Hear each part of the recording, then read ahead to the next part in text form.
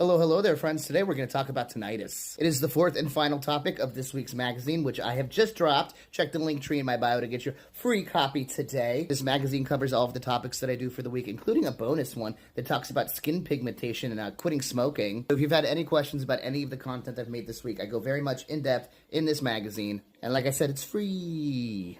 And finally, before we dive in, if you would like to help keep my content accessible, I'm about $200 short of my rent that's due tomorrow. To keep me housed, keep me stable, you can visit the link tree in my bio. I'm on Cash App, Venmo, PayPal under the Gooman stem. I'd very much appreciate another week here. Thank you very much for all of your support. Okay, so first of all, what is tinnitus? If you don't know what that is, it's that wonderful ringing in your ear that never goes away if you're in a silent room and you just hear like me all the time.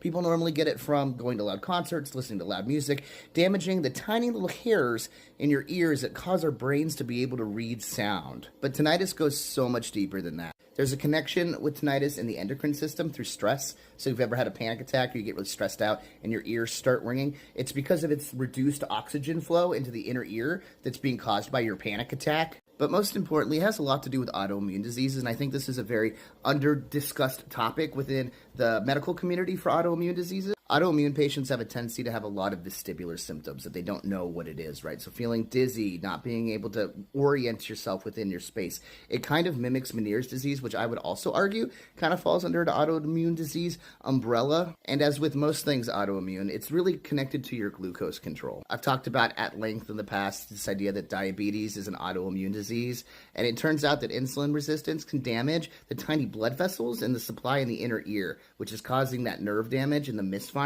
of the auditory signals in your brain to cause the ring all the time. And again, as is on brand with a lot of autoimmune diseases, it has a lot to do with your thyroid hormones. I've explained at length the connection between estrogen, the thyroid, and insulin levels in the blood. Your thyroid levels directly impact this whole glucose connection. But just to sum this whole video up, for people that are not suffering from autoimmune diseases, it's usually caused by loud noises, right? So listening to music too loud, going to concerts, killing off the ability of those little hairs to receive sound vibrations. But tinnitus is much more common among the autoimmune population, and again, it has to do with glucose control, thyroid hormones, cortisol, and the regulation through your hypothalamic, pituitary, adrenal axis, and how this whole system runs, which again, I cover a lot in my books, cover a lot on my channel. And speaking of my books, because you guys have been so amazing keeping me here, keeping me stable, all of my books are 25% off for the rest of the week using code PayPal. If you go through PayPal, you can check the link tree in my bio, go to thegooman.net. But yeah, that's tinnitus. Thank you to the person that requested that I talk about this. It was very fascinating to dig into because I have it, and I didn't realize it was an autoimmune thing. But of course it is. It's like it always goes back to the autism, or it always goes back